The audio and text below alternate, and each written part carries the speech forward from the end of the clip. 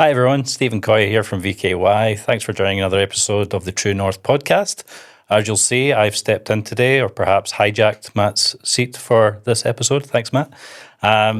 Today's episode, we're going to talk about a fairly controversial topic, this whole area of who owns AI within an enterprise organization. It's obviously going to be a bit feisty, so let's start with Vasili. Clearly, Vasili, you've had lots of conversations, lots of different levels of organization. I would imagine there's maybe a bit of a bun fight when it comes to who's actually going to own AI and make it all happen. Yeah, I think that we're starting to see it play out a little bit. It's been running around for 2 years, bouncing between different owners, but I think it's settling in that IT and the tech part of the organization has to own the AI technology from come to a compliance, security, trust perspective.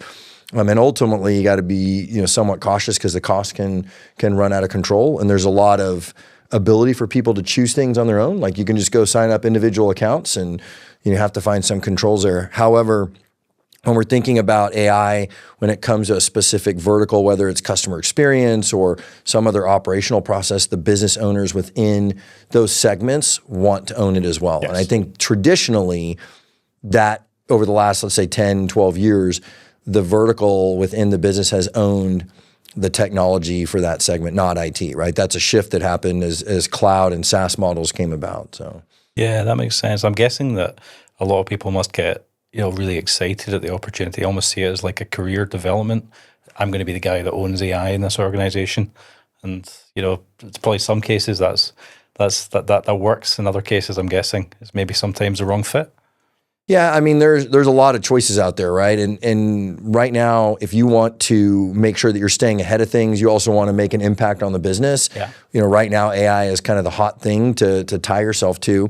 At the same time, there's, every 2 to 3 weeks, the models, the technology shifting, right? I mean, what used to be something from OpenAI then became Google, then shifted to, DeepSeek, and now it's Anthropic or Claude, and now you also have the open quiet models that are coming about, the Chinese kind of open source models, and everybody wants to kind of stay on the forefront. And so people are like kind of jumping around to like make decisions to also stay on the forefront. What used to be hey, let's use OpenAI or ChatGPT now is let's use Claude, and someone has to keep some controls on it and make sure that you're focused on what are the outcomes or the opportunities that you're trying to inflect in the business. Yeah, that makes sense. But you must have seen a lot of this back in your days in the dark Yorkshire coal mines. I'm thinking about these enterprises. But we had, used to be like some guy, pencil, owning operations. Absolutely. Well, obviously it was chalk and slate. Yeah. I think the bit that I think is quite interesting is who the organization assigns to own the strategy. Yeah. Then determines the strategy and determines how they approach actually sourcing the capability, the tech. So we were, we've been challenged by several clients recently when we've been talking to them about what their service strategy should be. IT want to build it. Yeah. Or bespoke it, or to bring an agency in to build it. So we've had conversations over the last I'm going to say 14, 15 months ago. Yeah. We're building it. We're doing it ourselves. We're doing, butt out, we'll speak to you. We're now having conversations over the last couple of months with companies that started to build it themselves and are seeing such speed of progress with the major players that they've stopped programs. So they've wasted money building programs. 2 specific companies that we've spoken to, return on investment that Dom's trying to calculate and work through and what the financial benefits are and the overall benefits are just smashed because they've spent 6 figures, a lot of 6-figure numbers in there. And actually what they should have done is they should have bought it. So decision on buy bespoke or build should be buy, in our view. But we know there's a lot of tech companies or tech-focused companies around. I did a podcast with Ian Cairns from Just Eat recently, and Ian's passionate about building it. Yeah. But what we're seeing is that internal capability cannot keep up with external capability, and you end up being such a gap that you should be. So from a strategic perspective, determining that buy, bespoke or build often comes down to the person who's given the ownership. So a lot of companies, unfortunately, make the wrong decision. Yeah. Obviously, we think the right decision is to buy, right, to actually implement it. But I mean, we'd all say that, wouldn't we? Right? Because it's interesting. I mean, you must see a lot of that, Dom. You know, I suppose does it maybe depend on where the conversation started or who started the conversation about let's get going with AI? So is it maybe started as a tech play, but then you've now got organizations that are realizing actually if we don't join up the operation with the tech, it's not going to work. So here's my first thought on this is that actually this is a new role, right? This isn't a tech-led decision. This isn't a service-led decision. Let me back that up. Service organizations used to just own the people. And then some technology teams or even product designers would say, well, we can build some self-service features that sit at the front of those journeys. And they weren't really owned by the service organization. The service organization just said, can you save me some contacts? And the tech solution was, we'll put some self-service options in front of it. But nobody was actually owning the journey that the customer was going to go on in a sort of holistic manner. Service organizations own the people end and the IT organization and the self-service end. AI kind of sits in between those two things. And if you're going to do AI properly, you need to find somebody that's going to own the journeys, architect the journeys. Technology people can provide the tools to help manage those journeys, and the service organization actually becomes responsible for experience. Yeah. But there's a sort of architect that sits in the middle that says, this is how we're going to have these journeys flow through. Now, as a numbers guy, that makes perfect sense to me because now I can forecast my business based on journeys and how many orders go through, what's the cancellation rate. I know how many journeys I'm going to architect, so I can build the digital twin of my business for the future. If I had somebody that actually architected what the journeys were going to be and design those. It's a new set of KPIs that operates. Am I getting the right number of cancellations per order, or is that trending in the wrong direction? If so, why? Yeah. And I mean, I've been dying to say this for a while. Spiral, this absolutely amazing product, is the thing that would change the game for me as that numbers person, that sort of journey architect, to actually see what is going on, what customers are actually talking to you about to help design those better experiences. Yeah, no, I agree. I sat in a demo that Dom, you ran on Focus on Spiral a few weeks ago and it looked awesome. I think it would be, Vasili, could you bring to life just some real life examples of like how people are actually making business-led decisions using products like that? It'd be just interesting to hear a bit more about that. Yeah, so I think there's kind of like two pieces, and I want to pick up. I agree with you, Dom, on it being a new role. I think the role is sitting though within that operational part of the organization. So whoever owned, let's just say, contact center or customer experience for, but they're creating a new role. You made me think about, I was just meeting with one of our customers on Monday, and they've appointed a manager of that kind of AI transformation. So it's someone who owns, like, how are we going to use the technology and how are we going to apply it? So kind of going into like, how are we using some of those tools, or how are some customers using those tools? What's interesting is like, we had no prescription around how we ingest the data and let AI kind of connect the dots, because what it is essentially is we can ingest all kinds of data points, but then it's up to that user within the business to prompt and essentially query like anything you want. Just like if you went onto Google and said, what is the best handheld, GPS or phone or something for my car because I want to, film people or something like that. And it would go off and correlate a lot of data points. So someone has to prompt it, that person with that AI transformation. And what we're seeing is that people are coming up with some really interesting questions, things that are not the traditional, what is my FCR? What is my average handle time? But it's more like, what are my top 10 reasons people are contacting me? What are the 5 things that we could do in our business to avoid those negative experiences? So it's actually a little bit different. Instead of saying, how could we avoid people contacting us about those top 10 reasons, which would be deflection, right? You're trying to push the customers away from you. What could we do to improve the experience that would then get the customers to not contact us. And we're starting to see that, and really from customers' feedback to us, that they're coming up with, oh my gosh, did you realize we could do this? And we're like, no, we didn't. But it makes sense because the data's there and the AI agents are essentially correlating the data based on the queries. So it's interesting, you know, when I just listen to those questions that you're saying people are asking, it does, you know, they sound like C-suite type questions, you know, that you're going to get from either you're in a role answerable to a leadership team or a board and you're being asked those questions, or those are actually the questions coming from the senior leaders of the business themselves. So is that maybe a shift, Matt, do you think? Like you're seeing more of that level of interest? Yes. So, but I suppose I should put more on the answer than that. I like that. Just maybe stop. That's it. I know. I talk too much anyway.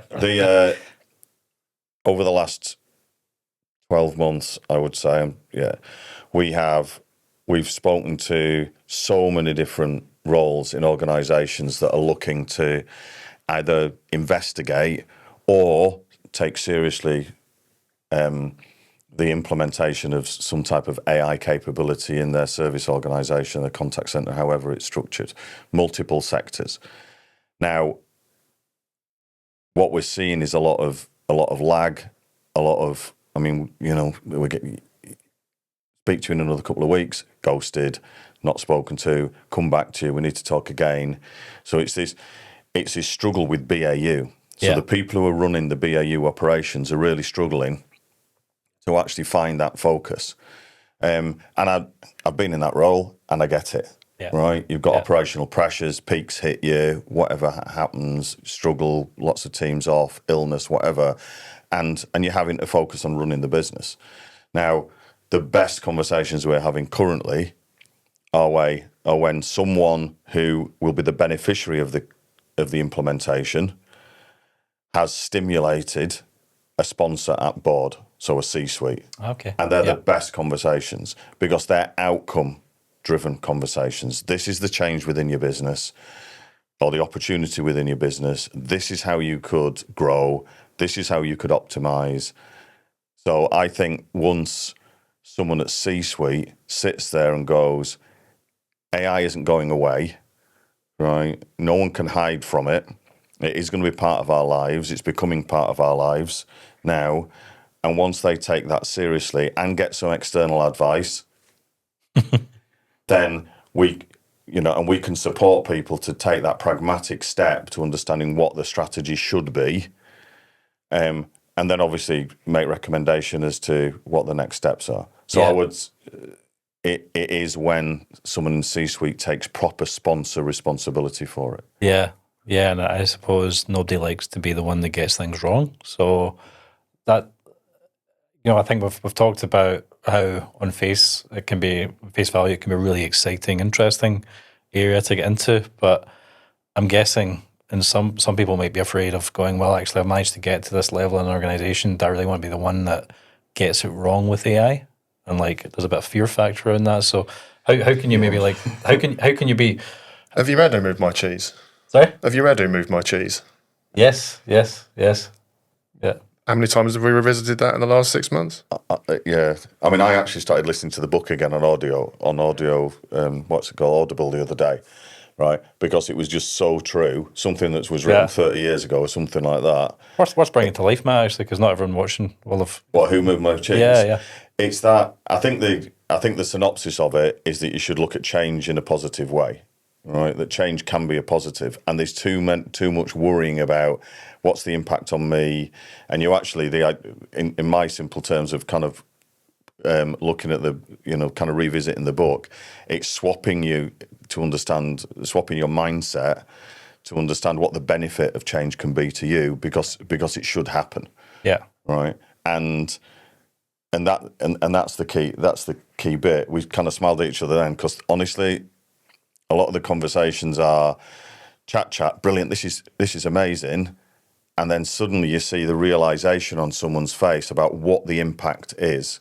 I mean, Vasili's been saying that, you know, a lot of organizations he's working with aren't reducing headcount when they possibly could, but actually interactions are going up because it's easier for customers and everything. Yeah. But what what we feel the underlying, because we're obviously business implementation people, not tech implementation people, but we see the fact that you don't have the skills and capability or the resource available to actually execute the change, to implement AI changes your business model. Yeah.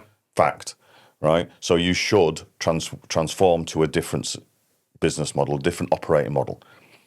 And organizations aren't doing that. But if it allows you to free up resource, then you need to know what to do with that resource. Now, a lot of organizations say they want to save. What we're encouraging in people is to grow, to utilize that brilliant resource that they're freeing up to actually help grow the business, bring in extra revenue, primarily. Yeah, it's interesting. I mean, I'm not hearing much focus on tech in these answers, so I guess it's interesting that we're maybe evidencing that a lot of the decision makers or the ownership perhaps has to be centered around the business, but clearly, if you get the technology wrong, then that's going to be a problem as well.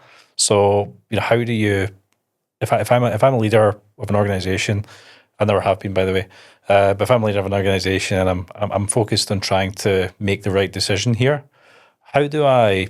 Technology decision. Yeah. So my fear of AI is probably going to be like I choose the wrong option, and I get locked into something, and I get sacked because I've got it wrong, being brutal. Mm-hmm. Got some scars on my back. So, how do you deal with that kind of technology call as well? Because you've got guys like Avocado that can obviously come in and get the business change right, but how do you make sure that they're getting the technology? Well, I think that one is using a partner. I think services partners are becoming more and more important to understand. Okay, let's first start with what is your goal? What is the outcome that you want within your business?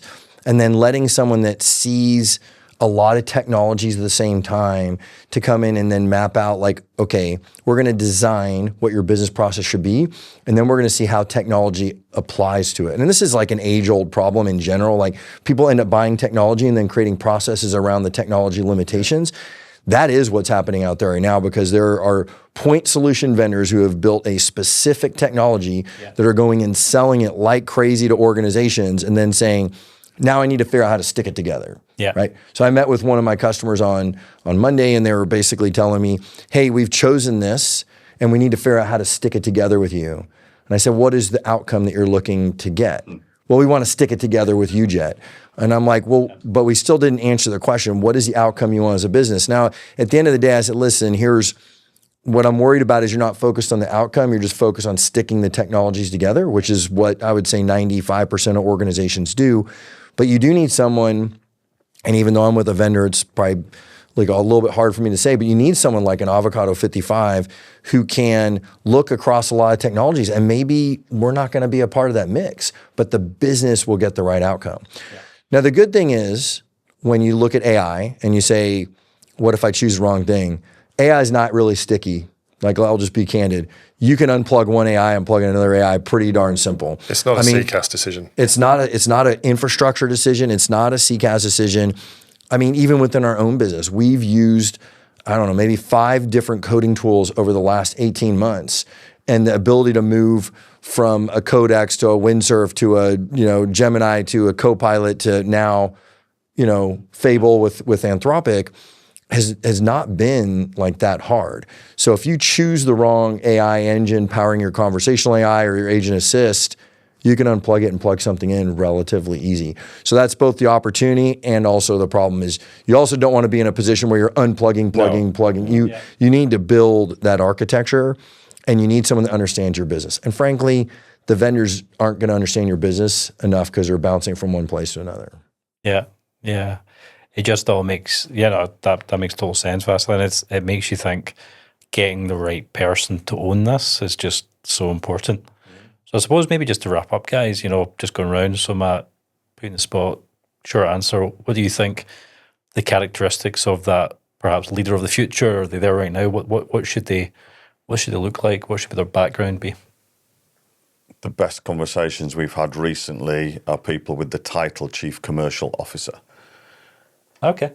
So if that is that short enough. Yeah. That's interesting. So that overarching responsibility for customer sitting under it, so outcome, Yeah.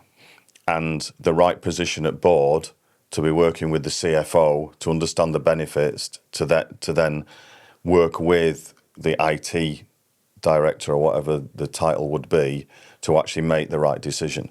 But what you've got someone is then gluing the whole thing together, but it's very outcome focused. But because they've got commercial in their head, Yeah. and they want to get value out of it, Yeah. so an interesting point is, instead of doing proof of concepts with AI or with tools, Yeah. right, which is obviously the standard approach, right, for any level of transformation, do proof of value, right? Do proof of what it's actually going to bring your business. Not that it works with your tech, but what it's actually going to deliver for your business. And that's why I think CCOs sit very cleanly, chief commercial officers. Yeah. Obviously, you have chief customer officer as well, but CCO, chief commercial, is one that we've had best traction with at the moment. Yeah, that sounds good. Awesome. Well, listen, thanks guys for joining us today. Thanks for everyone who's been watching. Please follow us on LinkedIn. We look forward to catching you again.